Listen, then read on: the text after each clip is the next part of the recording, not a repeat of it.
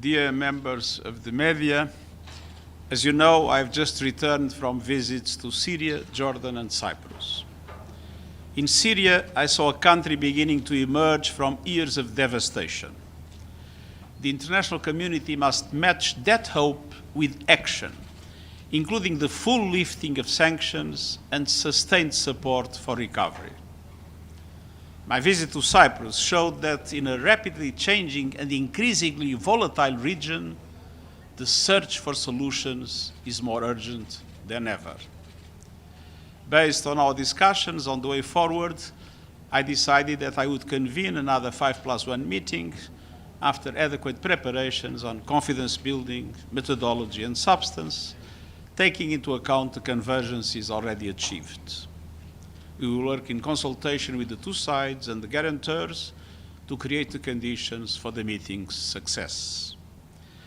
And throughout my visits and in my ongoing outreach with leaders, one message is impossible to ignore. The region and the world cannot afford more war. We are now 6 months into the military escalation in the Gulf. What began as a regional conflict is increasingly becoming a driver of global instability. Trade through the Strait of Hormuz has collapsed.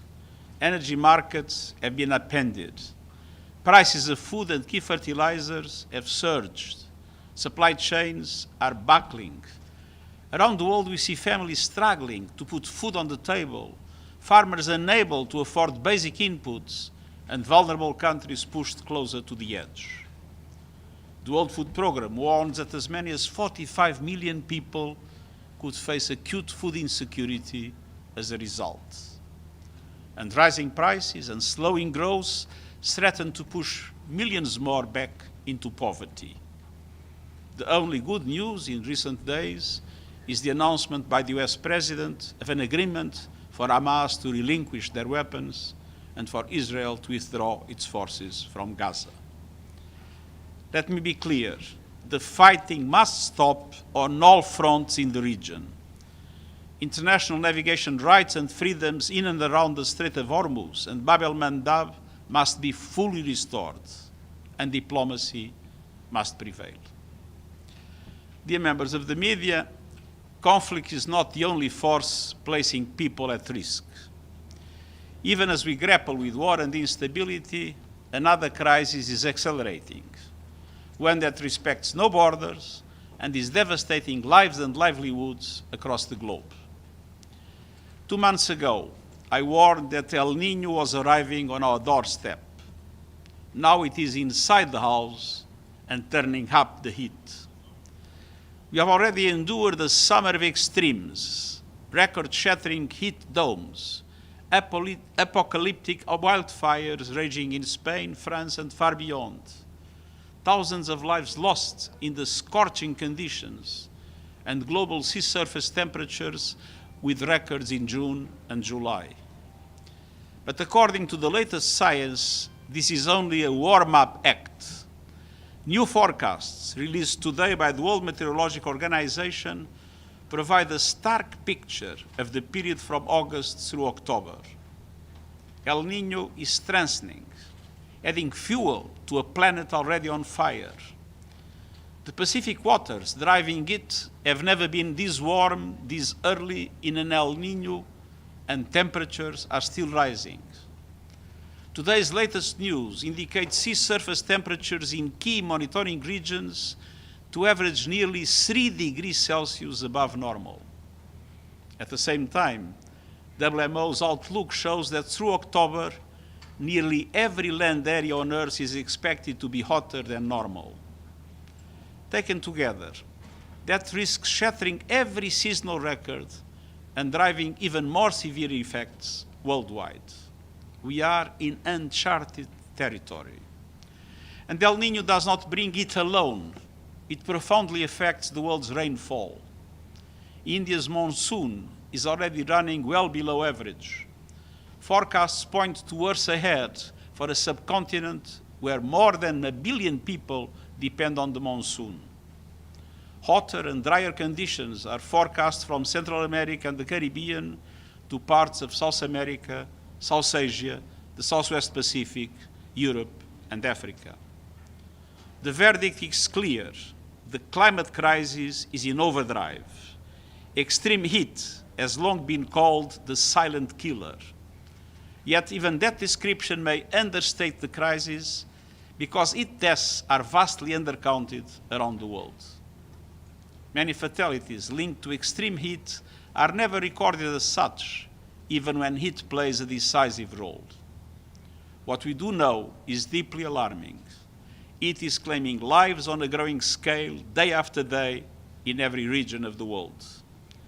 It's also putting an enormous share of the global workforce at risk, exposing billions of people to dangers and often life-threatening conditions. And behind all of the numbers are people, families trapped in unsafe homes, workers forced to choose between their health and their income, children unable to learn, hospitals and power grids under pressure, roads buckling and railways failing, supply chains disrupted and food prices rising, entire cities struggling to function. And while extreme heat is a global crisis, those who have done the least to fuel it are paying the highest price. Children, older persons, people with disability, outdoor workers, people living in informal settlements, and communities pushed to the margins. Extreme heat is widening inequalities, deepening hunger, weakening economies, and pushing development further out of reach. 2 years ago, this month, I launched a call to action on extreme heat. And since then, we have helped more governments improve forecasts and early warnings. More cities have adopted heat action plans, and over 250 have joined the Beat the Heat initiative. These measures are saving lives, but the planet is heating faster than our response. We need far more action on 4 fronts. First, protecting people before it becomes deadlier. Every city and country should have its health action plans, early warning systems, and public health measures that reach every community in time. And access to sustainable cooling must expand urgently and equitably. Extreme heat is a society-wide threat and demands a government-wide response. Second, make work safer. Take the garment industry. More than 90 million workers, most of them women. In 17 of its 23 biggest production hubs, dangerously hot days have jumped by more than 10% in 2 decades. Yet most global brands set no heat standard for the factories that supply them. Governments and employers must set its standards, adjusting working hours and protect incomes when work must stop. No one should have to risk their life to earn a living. Third, build and retrofit for the heat that is coming. Protection from extreme heat must be designed in our cities, homes, schools, and hospitals, and factored into every plan and public budget. And fourth and fundamentally, the world must stop fueling the crisis.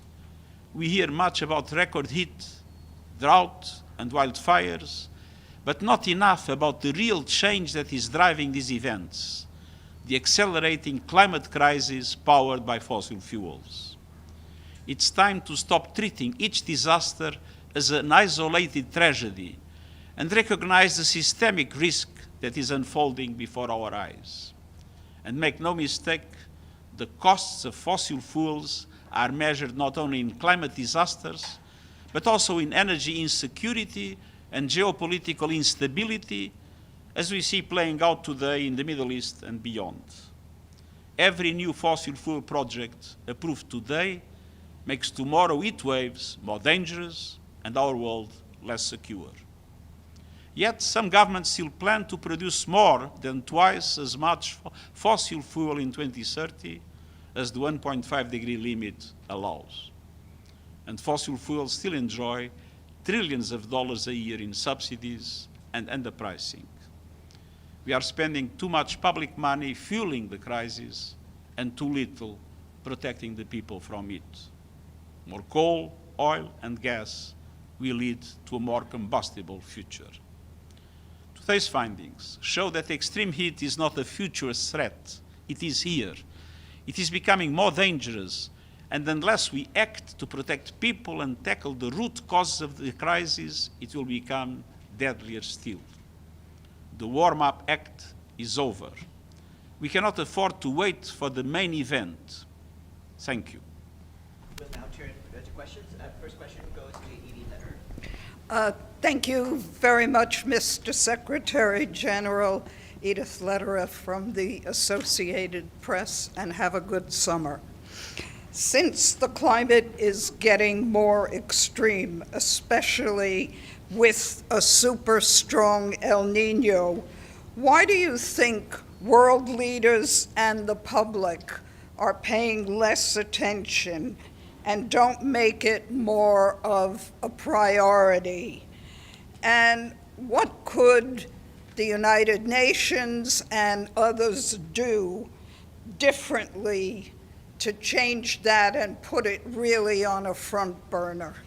I think there are two reasons that contribute to the fact that there is not enough conscience of the existential threat we are facing.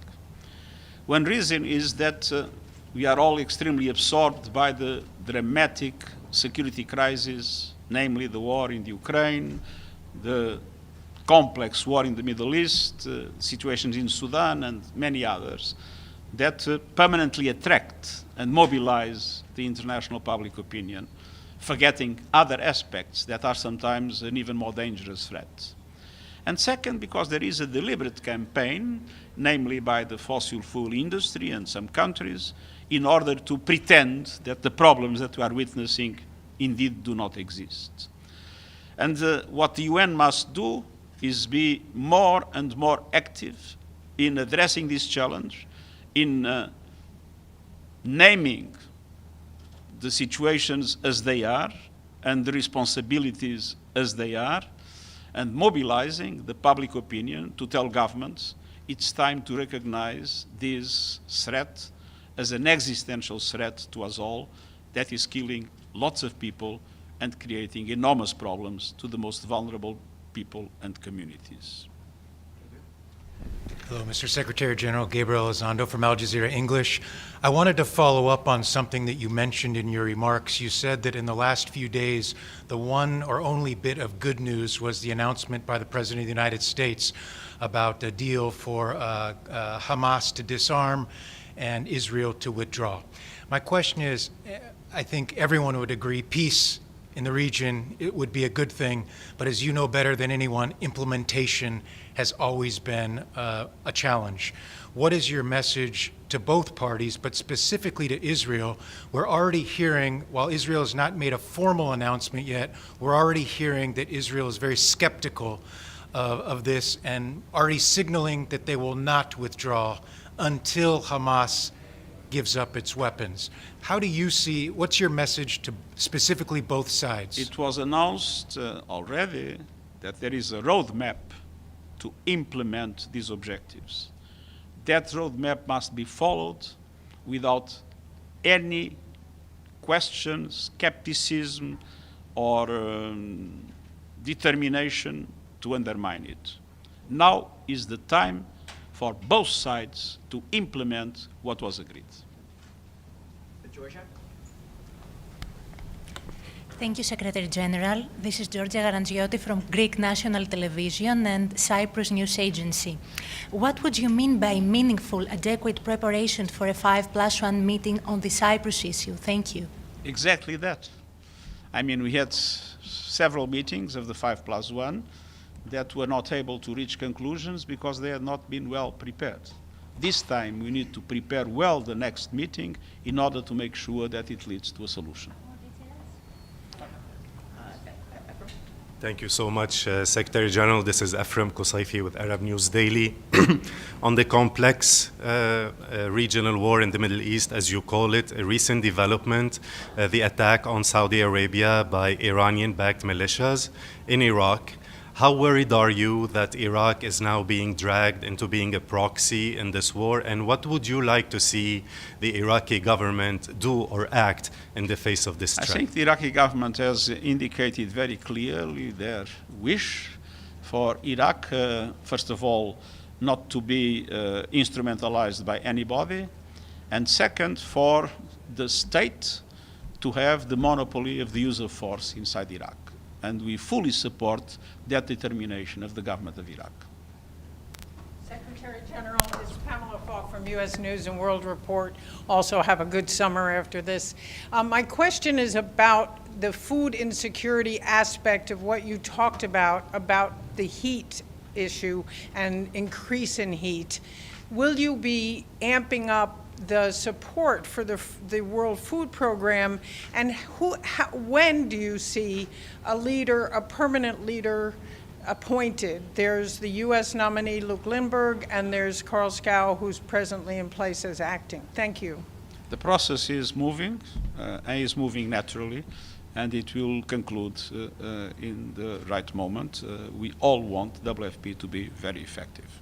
And do you see WFP as amping up aid on the food insecurity issue? Unfortunately, we have much less aid on food security as on any other humanitarian objective than what we should have. But we will do as much as we can in all our agencies with the scarce resources we have, because our objective is always the same: to work for the people we care for, and especially for the most vulnerable people around the world. Thank Thank you very much. Thanks.